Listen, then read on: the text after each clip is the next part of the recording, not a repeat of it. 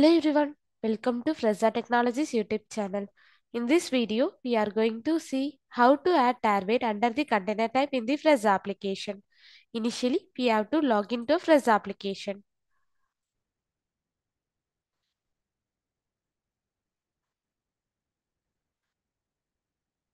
After your successful login, this is how your dashboard looks. Now, go to the master module. Here, we have to select the container type menu under the master module. Now, the container type master page will be displayed on the screen. On this container type master page, we have to edit the particular container type.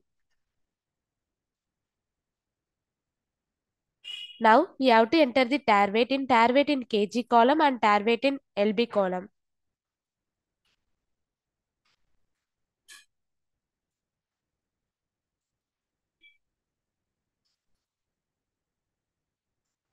Then we have to click the Save Changes button. This is how to add tare weight under the container type in the Fresa application. Thanks for watching.